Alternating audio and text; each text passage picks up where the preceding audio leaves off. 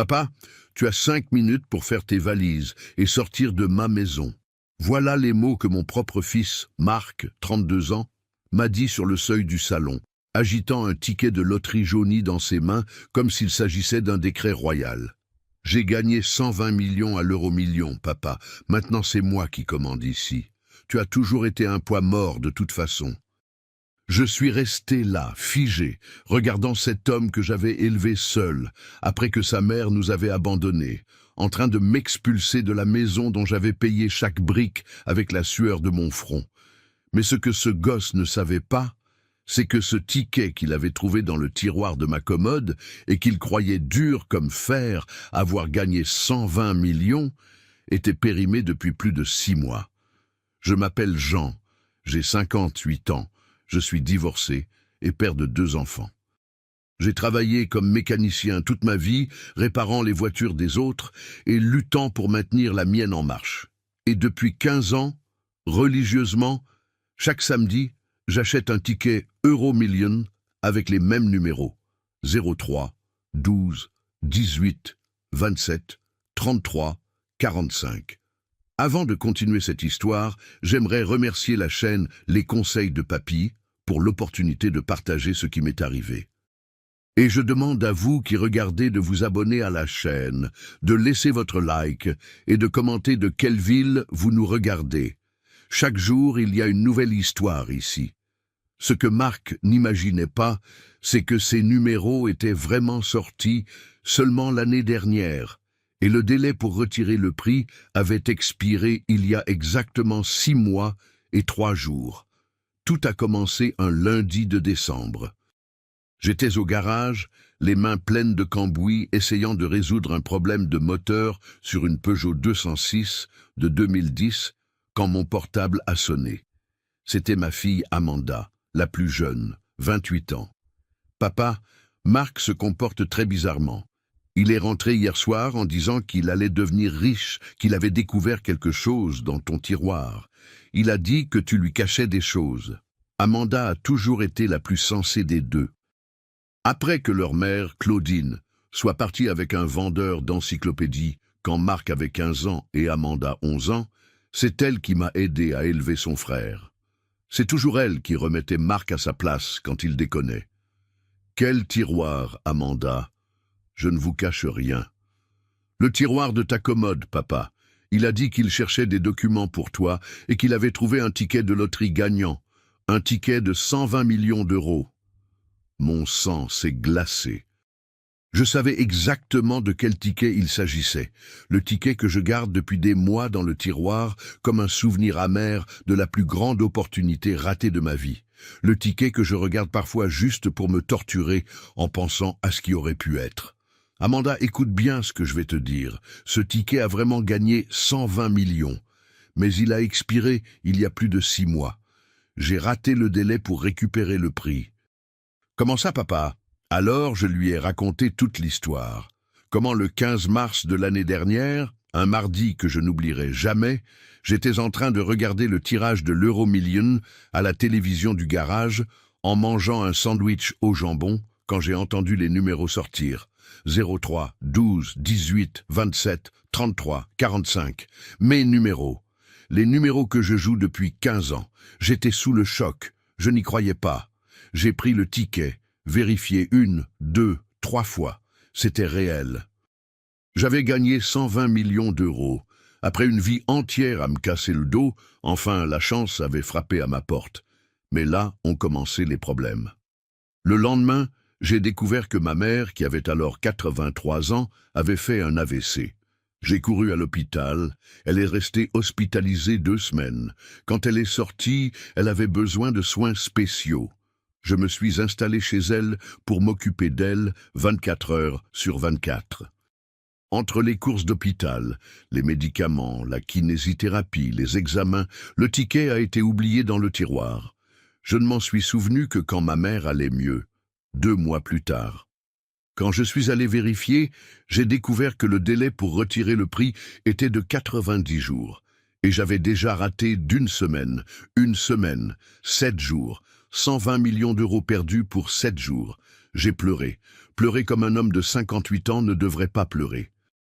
Mais la vie est comme ça, non? Parfois elle donne d'une main et reprend de l'autre. Ma mère était vivante et en bonne santé, et cela valait plus que tout l'argent. Du moins c'est ce que j'essayais de me convaincre.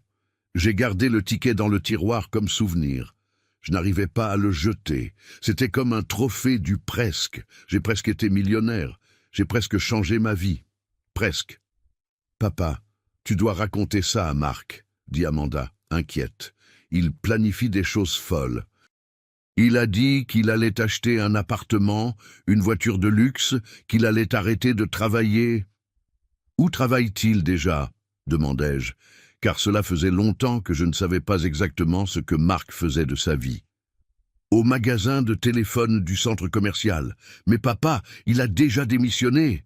Il a dit au gérant que c'était son dernier jour comme esclave du système. Il dit à tout le monde qu'il est devenu millionnaire. Mon estomac s'est noué. Marc a toujours été le plus impulsif des deux. Depuis petit, quand il voulait quelque chose, il ne pensait pas aux conséquences. Il était comme sa mère sur ce point. Claudine était aussi comme ça. Elle voyait une opportunité et sautait tête la première, sans regarder s'il y avait de l'eau dans la piscine. Amanda, tu sais où il est, maintenant? Je pense qu'il est allé chez sa copine, Jessica. Il a dit qu'il allait lui annoncer la nouvelle et qu'ils allaient commencer à planifier le mariage de leurs rêves. Pire encore. Marc sort avec Jessica depuis 2 ans. C'est une fille bien, elle travaille comme esthéticienne, mais elle a des rêves un peu grandioses. Toujours en train de parler de voyages à Disneyland Paris, de robes de mariée très chères, de lune de miel aux Seychelles.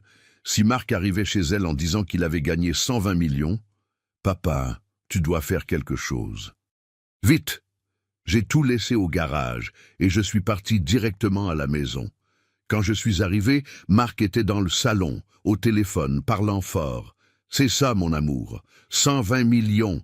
Tu peux commencer à choisir la robe de mariée la plus chère que tu trouveras parce que maintenant ton futur mari est millionnaire. » Il m'a vu entrer et a fait un geste. « J'arrive » au téléphone. « Papa, heureusement que tu es arrivé. Il faut qu'on parle. Assieds-toi. » Je me suis assis sur le canapé, observant mon fils avec ce sourire idiot sur le visage, tenant toujours le ticket jauni dans ses mains. « Papa, d'abord je veux dire que je ne garde pas rancune. Je sais que tu as toujours fait de ton mieux. Mais maintenant les choses ont changé. J'ai trouvé ça dans ton tiroir. » Il a montré le ticket comme si c'était une carte au trésor. « Papa, tu as gagné 120 millions à l'euro-million et tu ne nous as rien dit. Qu'est-ce que c'est que ça, papa? On est une famille. » « Marc, il faut que je t'explique. »« Non, papa, laisse-moi parler d'abord. J'ai déjà tout pensé. Tu es une personne simple, non? Tu n'as pas d'ambition, tu ne sais pas gérer les gros montants. Alors, je vais garder ce ticket et je vais retirer le prix. Je vais tout gérer. Je vais bien investir. Je vais multiplier cet argent. » Il s'est arrêté une seconde et a continué. « Bien sûr que tu ne seras pas abandonné. Je vais te donner une bonne pension, environ 5 000 € par mois. C'est plus que ce que tu gagnes au garage, non? Et tu n'auras plus besoin de travailler. Tu pourras prendre ta retraite, te reposer. » Je regardais cet homme que j'avais élevé, essayant de comprendre comment il était arrivé à cette conclusion absurde que le prix lui appartenait, juste parce qu'il avait trouvé le ticket. « Mais il y a une condition, papa. Tu vas devoir quitter la maison. »« Comment ça, Marc ? » ?»« Papa, cette maison est petite, 3 chambres seulement. Je vais me marier avec Jessica, on va avoir des enfants. Et je vais avoir besoin d'espace pour recevoir des visites importantes. Tu sais, des gens riches, des investisseurs, ce genre de choses. Toi, vivant ici, ça ne va pas le faire. » J'ai senti une colère monter dans ma poitrine, mais j'ai gardé mon calme. « Et où penses-tu que je vais habiter, Marc ? » ?»« Ah, papa, relax. J'ai déjà pensé à tout ça. Il y a une maison de retraite très bien ici en ville. Tu ne paieras rien. Je vais tout financer. C'est un endroit joyeux. Il y a d'autres seniors pour que tu te fasses des amis, des activités, ce genre de choses. Maison de retraite. Mon propre fils voulait me mettre dans une maison de retraite. »« Marc, tu es sérieux ? » ?»« Bien sûr que je suis sérieux, papa. Écoute, je sais que c'est un grand changement, mais c'est pour le bien de tous. Tu seras bien soigné, je serai riche et heureux. Tout le monde y gagne. » Il s'est levé et est allé à l'étagère, a pris une brochure que je n'avais même pas vue. Regarde ça, papa. Résidence Les Tilleuls. Il y a un petit jardin, une salle de télé, des infirmières 24 heures sur 24. Tu vas adorer. J'ai pris la brochure de ses mains. Il avait déjà visité la maison de retraite. Il avait déjà planifié de se débarrasser de moi avant même de me parler du ticket. Marc, tu y es déjà allé? Oui, papa. Hier même. J'ai parlé avec la directrice, Madame Dubois. Femme très sympa. Elle a dit qu'il y avait une place disponible et que je pouvais t'amener quand je voulais. J'ai dit que ce serait aujourd'hui. Aujourd'hui? Oui, papa. Ça ne sert à rien de traîner, non? Plus vite on fait la transition, mieux c'est pour tout le monde. J'ai déjà préparé quelques vêtements à toi dans ta chambre. Le reste des affaires, je vais garder ou donner. Je suis resté silencieux, digérant ce que j'entendais. Mon fils avait planifié toute ma vie sans même me consulter. Comme si j'étais un vieux meuble dont il voulait se débarrasser. Et le ticket, papa? Où tu le cachais? Amanda a dit que tu avais toujours été honnête avec nous. Je ne cachais rien, Marc. Ce ticket... Papa, pas besoin d'inventer d'excuses. Je comprends. Tu voulais que ce soit une surprise, non? Genre, tu allais garder pour nous laisser en héritage. Mais je pense qu'il vaut mieux l'utiliser maintenant, pendant qu'on est jeune et qu'on peut profiter. À ce moment-là, j'ai pris une décision. Je n'allais pas lui dire que le ticket était périmé. Pas encore. Je voulais voir jusqu'où sa cupidité pouvait aller. Je voulais voir quel genre d'homme j'avais élevé. D'accord, Marc, si c'est ce que tu veux. Papa, tu es génial! Je savais que tu comprendrais. Il m'a embrassé. Je vais appeler Jessica et lui dire que tu as accepté tout. Elle va être folle de joie. Il a pris le téléphone et a composé. Chérie, tout s'est bien passé. Mon père a libéré le ticket et a accepté d'aller à la maison de retraite. On peut commencer à planifier notre vie de millionnaire.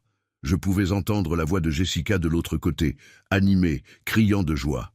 Jessica veut te parler, papa. Il m'a passé le téléphone, monsieur Jean. Quelle joie! Marc m'a tout raconté. Vous êtes un père merveilleux. Merci de rendre mon copain heureux. De rien, Jessica, j'ai répondu avec un nœud dans la gorge. Monsieur Jean, je voulais demander quelque chose. Vous pensez que 500 000 € c'est trop pour une robe de mariée? C'est que j'en ai vu une dans une boutique à Paris qui est un rêve, mais elle est chère. 500 000 € pour une robe. Plus que ce que je gagne en 10 ans de travail. Jessica, si c'est ce que tu veux... Oh, monsieur Jean, vous êtes adorable. Et pour la lune de miel, on pensait rester 3 mois aux Seychelles. Marc a dit que maintenant, on peut se permettre de voyager avec classe. 3 mois aux Seychelles. Ils avaient déjà planifié comment dépenser les 120 millions avant même de savoir si le ticket était valide. J'ai repassé le téléphone à Marc. Papa, on va au bureau de tabac maintenant vérifier le ticket et après on va directement à Paris, au siège de la Française des Jeux, retirer le prix. Tu veux venir? Non, Marc. Allez-y. Je vais rester ici, ranger mes affaires. D'accord, papa.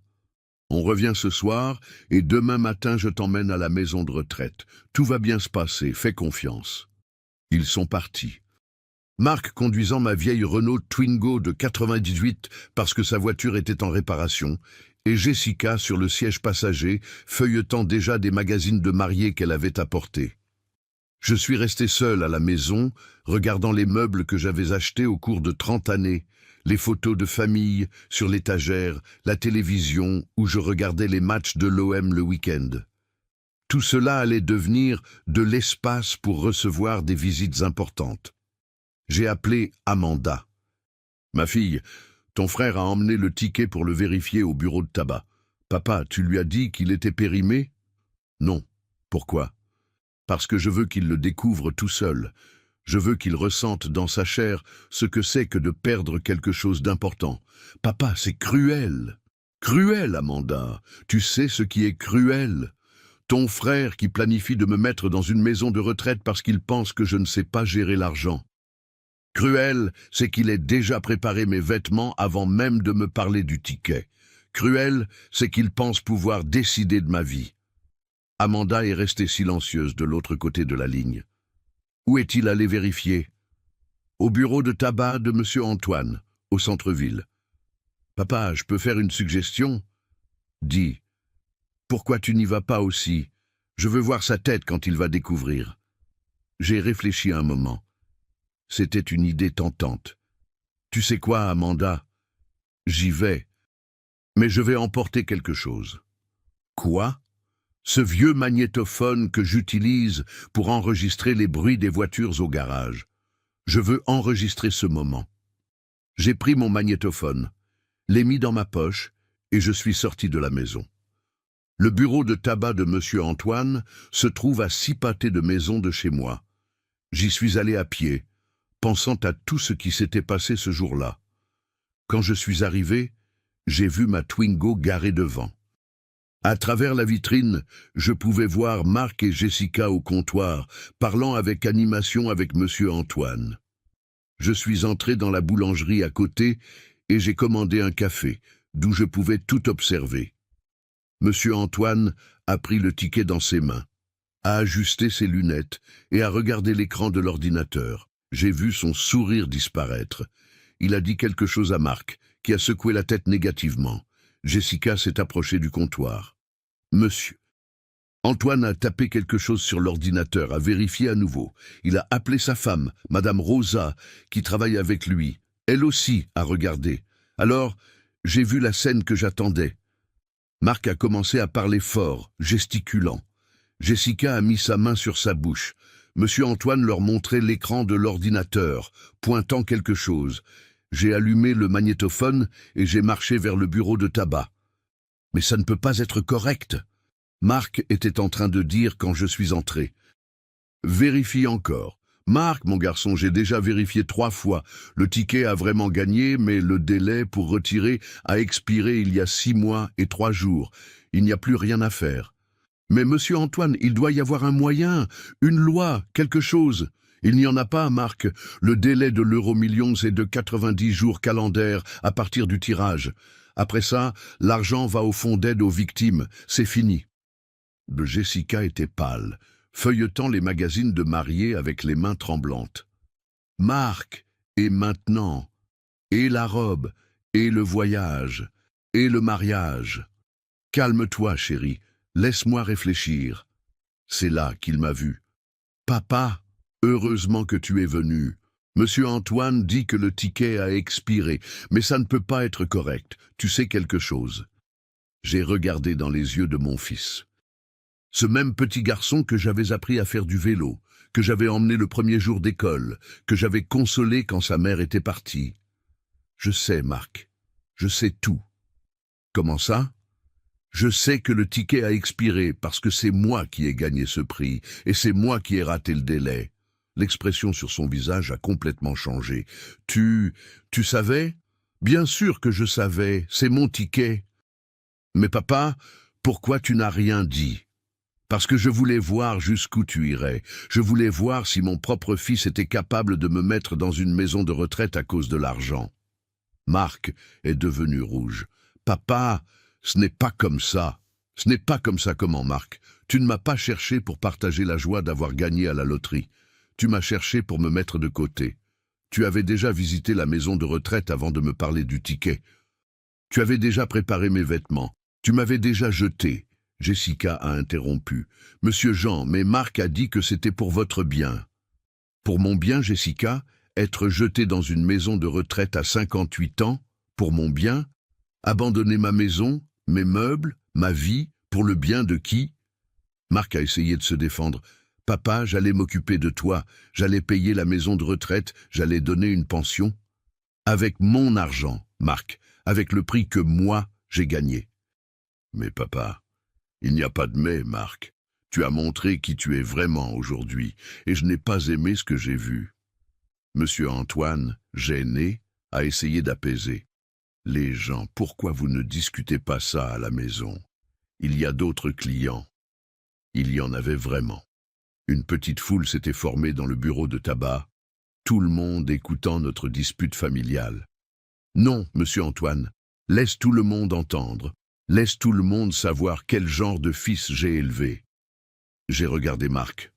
Tu sais pourquoi j'ai raté le délai de ce ticket, Marc? Je ne sais pas. Parce que ta grand-mère a fait un AVC et j'ai passé 2 mois à m'occuper d'elle à l'hôpital. J'ai oublié le ticket parce que j'étais préoccupé de sauver la vie de la mère qui m'a élevé.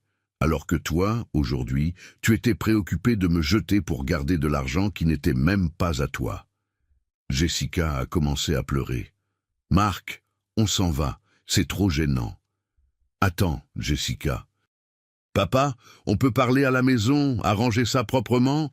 Arranger quoi, Marc? Tu as déjà bien clarifié ce que tu penses de moi. Pour toi, je suis un obstacle qui doit être retiré pour que tu puisses vivre ta vie de millionnaire. Ce n'est pas ça, papa. Si, Marc, et tu sais ce qui est pire? J'ai passé ma vie entière à travailler pour vous donner le meilleur, à toi et ta sœur. J'ai vendu ma seule voiture pour payer tes études. J'ai travaillé les week-ends et les jours fériés pour que tu ne manques jamais de rien, et à la première occasion que tu as de me rendre la pareille, tu me jettes. J'ai sorti le magnétophone de ma poche. Et j'ai tout enregistré, Marc. Toute notre conversation à la maison, tes mots sur la maison de retraite, sur me donner une pension avec mon propre argent, sur moi étant un poids mort. Marc a pâli. Papa, tu as enregistré notre conversation? J'ai enregistré. Et tu sais à qui je vais le montrer? À ta sœur, à tes amis, à ta copine, à tout le monde qui pense que tu es un bon fils. Jessica a arrêté de pleurer et a regardé Marc. Marc, tu as vraiment dit que ton père était un poids mort. Marc a regardé par terre, sans réponse. Tu voulais vraiment le mettre dans une maison de retraite? Silence. Marc, je ne te connais pas. L'homme avec qui je sors ne serait pas capable de faire ça à son propre père. Jessica, tu ne comprends pas. Je comprends, si, je comprends que tu es une personne que je ne veux pas dans ma vie. Elle a retiré la bague de fiançailles de son doigt et l'a mise dans sa main. Au revoir, Marc. Quand tu grandiras et deviendras quelqu'un, tu me chercheras. Jessica est sortie du bureau de tabac, laissant Marc debout avec la bague dans la main. Jessica, attends, on peut parler. Mais elle était déjà partie. Marc s'est tourné vers moi. Papa, regarde ce que tu as fait. Tu as détruit ma relation.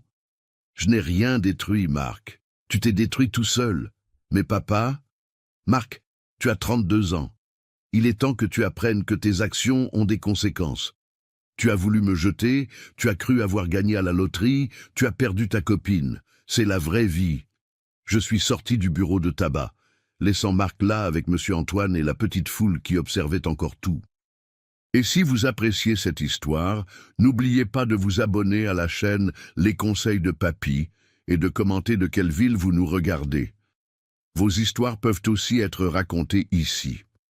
Quand je suis arrivé à la maison, Amanda m'attendait déjà sur la terrasse. « Papa, Jessica m'a appelé, elle m'a tout raconté. » Et alors ? « Papa, je suis fier de toi. Je sais que ça a dû faire mal, mais tu as fait ce qu'il fallait. »« Tu penses, ma fille ?»« Je pense oui. » Marc avait besoin d'apprendre qu'on ne peut pas traiter les gens comme des objets jetables, surtout son propre père. Nous sommes entrés dans la maison. Amanda est allée faire un café pendant que je m'asseyais sur le canapé.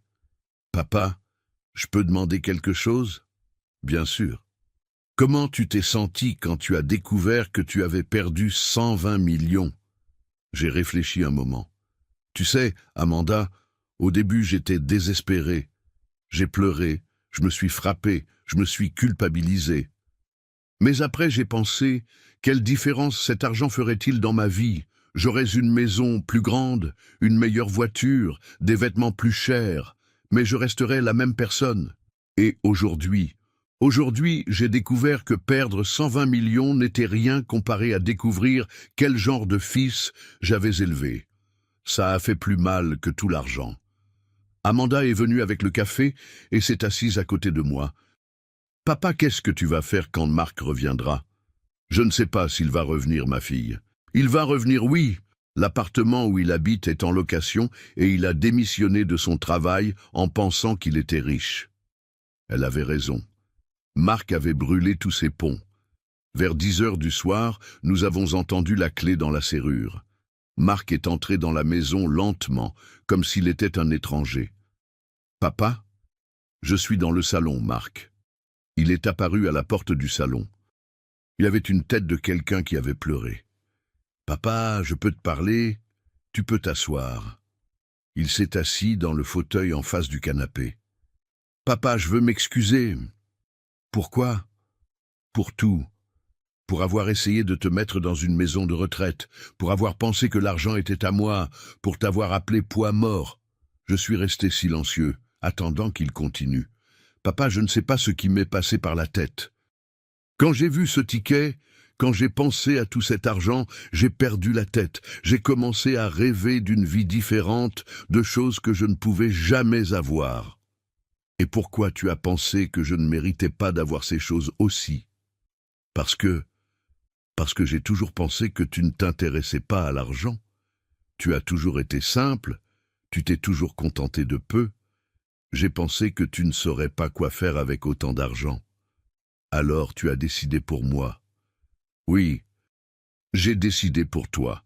Et j'avais tort. » Amanda, qui écoutait depuis la cuisine, est venue dans le salon. « Marc, tu as démissionné de ton travail? » « J'ai démissionné.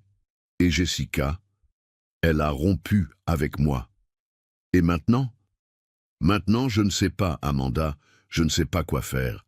J'ai regardé mon fils, il était brisé, perdu, et malgré toute la colère que je ressentais, c'était encore mon fils. Marc, tu peux continuer à habiter ici. Il a levé la tête, surpris. Papa, mais avec des conditions. Quelles conditions? Première, tu vas chercher un autre travail demain même. Et tu vas travailler honnêtement, sans essayer de profiter de rien. D'accord. Deuxième, tu vas me payer un loyer, 100 € par mois, pour que tu apprennes que les choses ont de la valeur. D'accord. Troisième, tu vas m'aider aux tâches ménagères. Tu vas faire la vaisselle, nettoyer la salle de bain, passer la serpillière. Pour que tu apprennes ce que c'est que le travail. D'accord, papa. Et quatrième, tu ne tenteras plus jamais de prendre des décisions pour ma vie. J'ai 58 ans, pas 85. Je peux encore décider par moi-même. Compris, papa. Et une dernière chose, Marc. Quoi? Tu vas aller chez ta grand-mère tous les dimanches et tu vas lui demander pardon. Pardon pourquoi? Parce que c'est en m'occupant d'elle que j'ai raté le délai du ticket gagnant. Et tu as pensé que j'étais idiot d'avoir fait ça. Marc a baissé la tête. « Papa, je n'ai pas pensé à ça. » Eh bien, Marc, tu n'as pas pensé à beaucoup de choses. Dans les jours suivants, Marc a vraiment cherché du travail. Il a trouvé un poste dans un garage mécanique de l'autre côté de la ville. Le salaire était bas, mais c'était honnête. Jessica n'est pas revenue. J'ai su plus tard qu'elle sortait avec un instituteur. Marc a mis du temps à s'habituer à la nouvelle réalité. Les premiers jours, je le voyais regarder le ticket périmé que j'avais laissé sur la table de la cuisine, comme un rappel constant de comment la cupidité peut aveugler une personne. Un mois après l'épisode du bureau de tabac, Marc est rentré du travail plus tôt que d'habitude.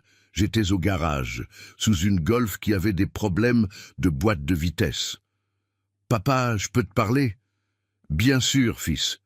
Passe-moi cette clé à molette. » Il m'a passé l'outil et est resté là comme s'il répétait ce qu'il allait dire. « Papa, aujourd'hui, il s'est passé quelque chose au travail qui m'a fait réfléchir. »« Quoi ?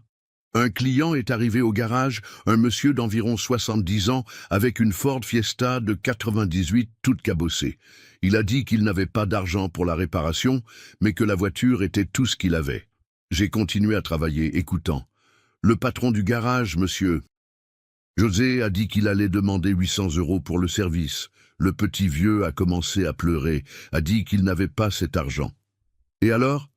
Alors j'ai proposé de faire le service pendant mon temps libre, gratuitement. Monsieur José a accepté.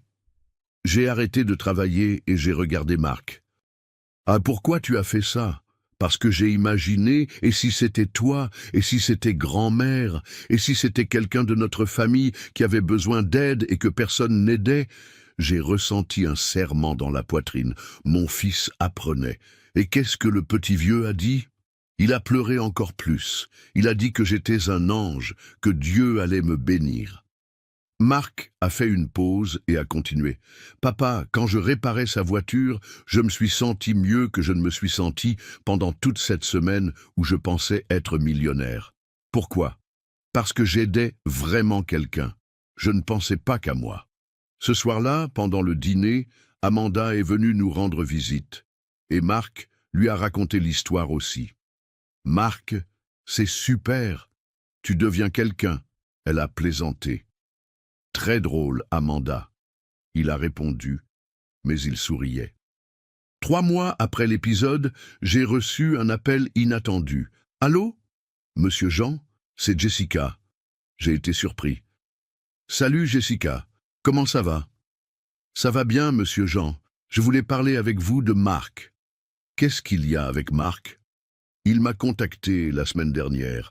Il s'est excusé pour tout ce qui s'est passé. Il a dit qu'il avait changé, qu'il avait appris la leçon. Et tu le crois? Je ne sais pas, monsieur Jean. C'est pour ça que je voulais parler avec vous. Comment il va à la maison? J'ai regardé par la fenêtre de la cuisine et j'ai vu Marc dans la cour, lavant mon linge dans le bac. Il avait insisté pour faire ça après avoir découvert que je payais 50 € par mois à Madame Marie pour laver. Jessica, je ne vais pas te mentir, il a changé, oui. Il travaille honnêtement, aide à la maison, traite tout le monde avec respect. Il a dit qu'il gagne le SMIC et qu'il est heureux comme ça. C'est vrai. Et tu sais ce qui est le mieux? Il semble vraiment heureux, il ne se plaint plus de la vie, il ne rêve plus d'argent facile. Monsieur Jean, je peux demander quelque chose? Bien sûr. Vous pensez que je devrais lui donner une seconde chance? J'ai réfléchi un moment. Jessica, il n'y a que toi qui puisse décider ça. Mais je peux te dire une chose. Le Marc qui est ici à la maison aujourd'hui est un homme meilleur que celui que tu as connu. Comment ça? Ce Marc-là courait toujours après des choses qu'il n'avait pas. Il pensait toujours mériter plus que ce qu'il gagnait. Ce Marc-ci a appris à valoriser ce qu'il a. Et vous lui pardonneriez si vous étiez à ma place? J'ai déjà pardonné, Jessica.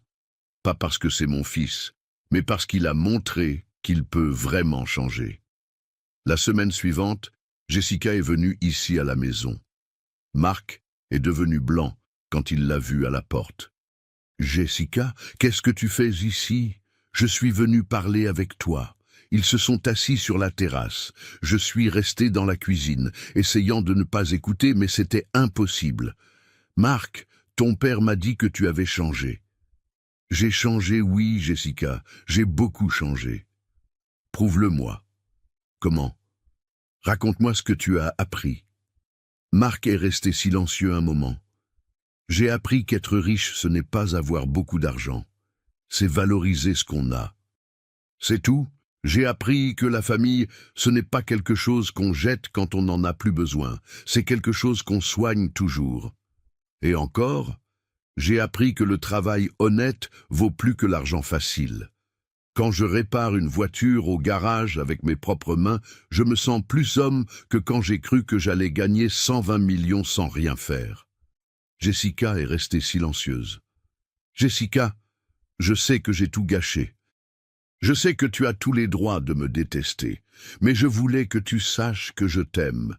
Je n'aime pas ce que tu peux me donner. J'aime qui tu es. Marc, laisse-moi finir. Quand tu as rompu avec moi, j'ai réalisé que j'aimais l'idée d'avoir une épouse riche. Je ne t'aimais pas toi. Maintenant, je comprends la différence. Quelle différence? Avant, je voulais t'offrir une robe à 500 000 € parce que je voulais me sentir puissant. Maintenant, je veux travailler 2 ans pour acheter une robe à 2 000 € parce que je veux te voir heureuse. J'ai entendu Jessica commencer à pleurer. Tu étais sérieux quand tu as parlé de travailler 2 ans pour acheter une robe? J'étais sérieux.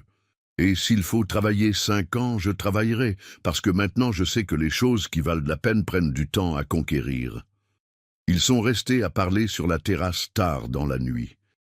Quand Jessica est partie, Marc est entré dans la maison les yeux rouges. « Papa, je pense qu'elle va me donner une seconde chance. »« Et tu la mérites ?»« Pas encore, mais je vais la mériter. » 6 mois plus tard, Marc et Jessica ont repris leur relation, mais d'une façon complètement différente. Maintenant, ils partageaient les frais des sorties, elle payait sa propre essence quand ils utilisaient la voiture, ils cuisinaient ensemble à la maison au lieu de sortir manger. « Papa, tu sais ce qui est drôle ?» Marc m'a dit un jour. « Avant, quand je pensais être riche, je calculais combien d'argent j'allais dépenser pour chaque chose. Maintenant que je gagne peu, je ne m'inquiète pas de l'argent. » Pourquoi tu penses que c'est ça? Parce qu'avant, je dépensais de l'argent qui n'était pas à moi. Maintenant, je dépense de l'argent que j'ai gagné. 1 an après l'épisode de la loterie, Marc est venu me voir avec une proposition. « Papa, je veux parler de quelque chose de sérieux avec toi. Vas-y, je veux me marier avec Jessica. » « Et quel est le problème? » « Le problème, c'est que je n'ai pas d'argent pour le mariage. »« Et alors ?»« Alors je voulais te proposer un partenariat. »« Quel genre de partenariat? » « Tu m'apprends tout sur la mécanique, je travaille gratuitement dans ton garage les week-ends, et à la fin de l'année, on partage le bénéfice moitié-moitié. » J'ai regardé mon fils. 1 an avant, il voulait me mettre dans une maison de retraite.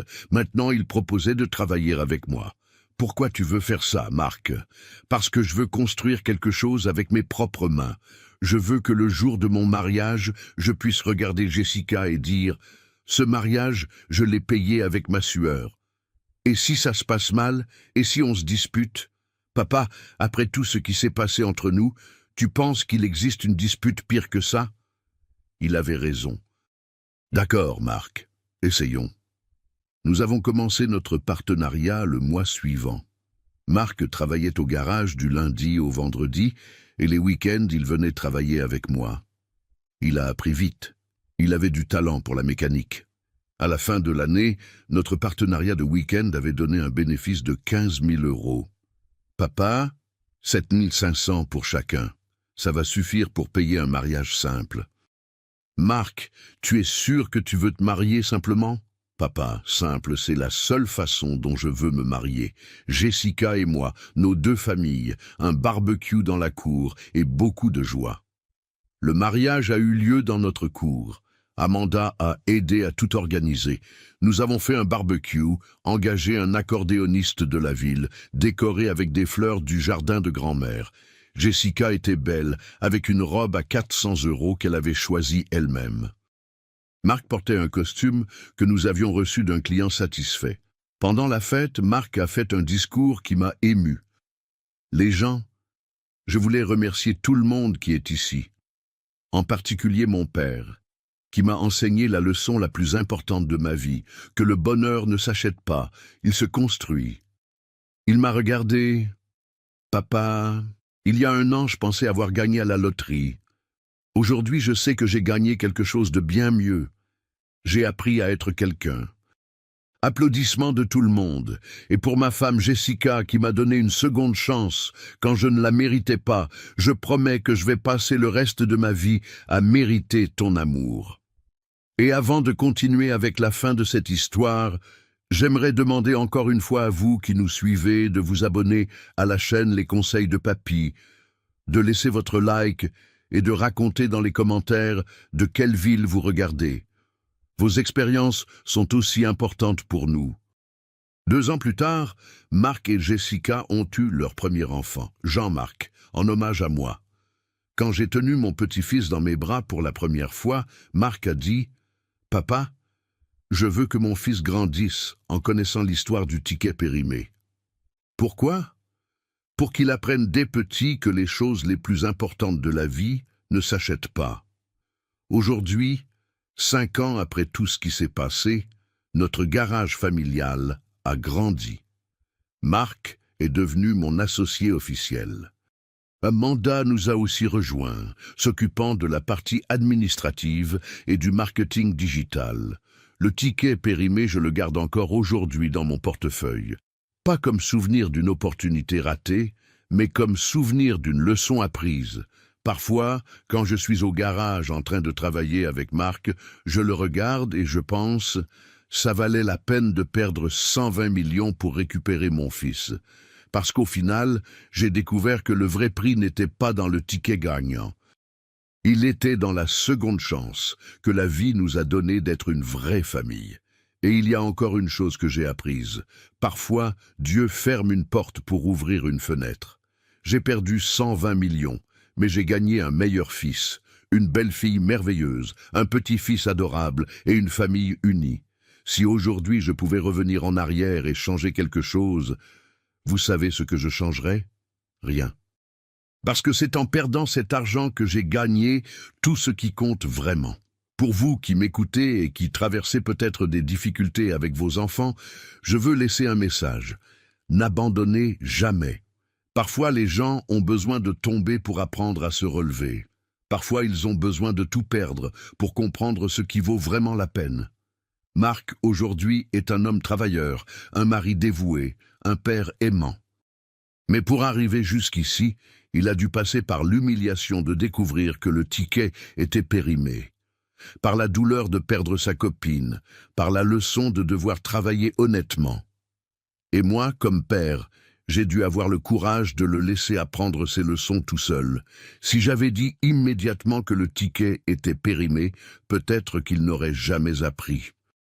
Mais en le laissant découvrir par lui-même, en le laissant ressentir dans sa chair les conséquences de ses actes, il a vraiment changé. Aujourd'hui, quand je vois mon petit-fils jouer dans la cour où nous avons fait le mariage de Marc, quand je vois Jessica enceinte du deuxième enfant, quand je vois notre affaire prospérer avec du travail honnête, je sais que j'ai pris la bonne décision.